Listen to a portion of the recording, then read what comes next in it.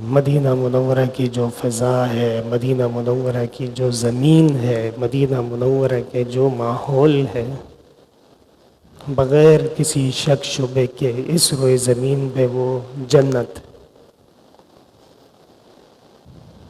اور جب انسان کا محبوب اس کے قریب ہوتا ہے تو اس کو دنیا کی کوئی پرواہ نہیں ہوتی ہے، اس کو دنیا کے مسائل کی کوئی فکر نہیں ہوتی۔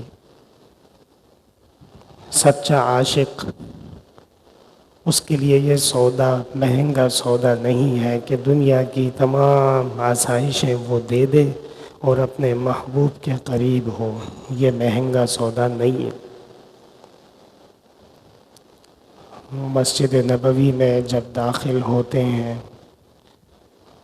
اور جناب رسول اللہ صلی اللہ علیہ وسلم کی خدمت میں جب حاضری کا موقع ہوتا ہے تو انسان کو اپنے نصیب پہ فخر ہوتا ہے۔ حضرت والد صاحب رحمۃ اللہ علیہ باقاعدہ دعائیں کرتے تھے کہ یا اللہ تیرا شکر ہے کہ آپ نے ہمیں ایمان والا بنا دیا،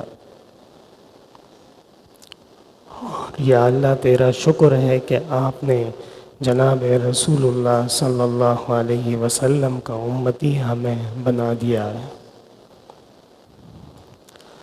اور اس بات پہ شکر ہے کہ ہمیں اس مقام پہ آمد کی توفیق دی۔ اور یقیناً حاجی محمد امین رحمۃ اللہ علیہ پشتو کے بہت بڑے صوفی اور شاعر تھے۔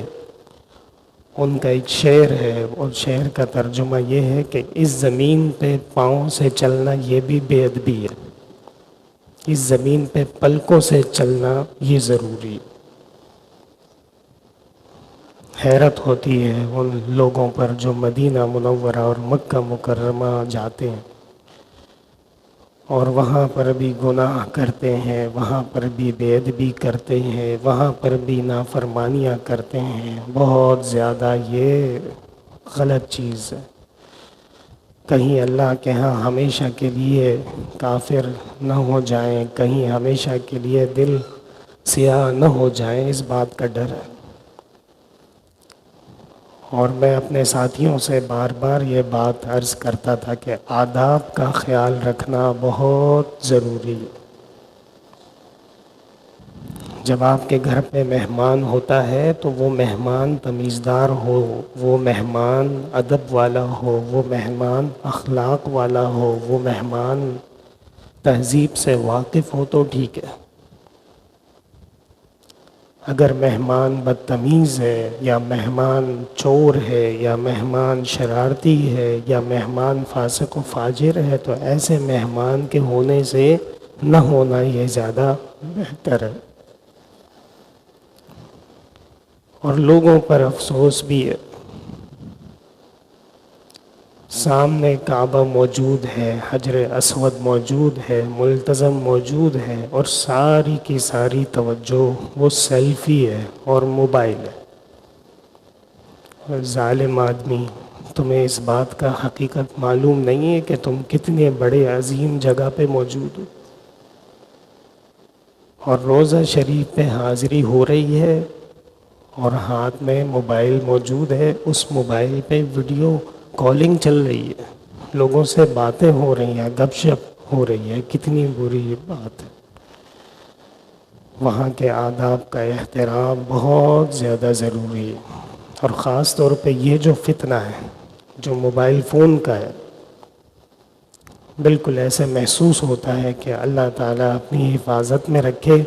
اگر کوئی عذاب کی صورت بنتی ہے تو اس کا ایک بہت بڑا سبب وہ یہ ہے،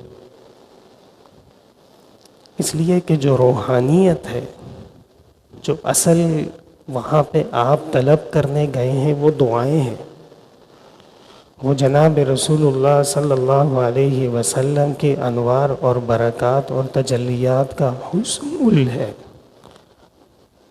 اور وہاں جا کے آپ کے آنسو بہنے چاہیے، وہاں جا کے آپ اپنا غم کا اظہار کریں، وہاں جا کے آپ اللہ سے مانگیں، لیکن اس طرف توجہ نہیں۔ بلکہ پوری کی پوری توجہ وہ اس بات پر ہے کہ دنیا کو پتہ لگے کہ میں یہاں موجود ہوں۔ یہاں تک کہ کچھ علماء بھی میں نے دیکھے کہ وہ باقاعدہ اپنی پوری روٹین کو تصاویر کی شکل میں جاری کر رہے تھے، جی میں یہاں پہنچ گیا، اب میں یہ کر رہا ہوں، اب میں یہ کر رہا ہوں۔ چھوڑ دیجئے بھائی، ٹھیک ہے، کچھ تنہائی کے لمحات بھی ضروری ہیں۔ اللہ تبارک و تعالیٰ سے راز و نیاز کیجئے، اللہ سے مانگی، اور لوگوں کو پتہ ہے کہ آپ گئے ہیں، بس ٹھیک ہے، کافی ہے۔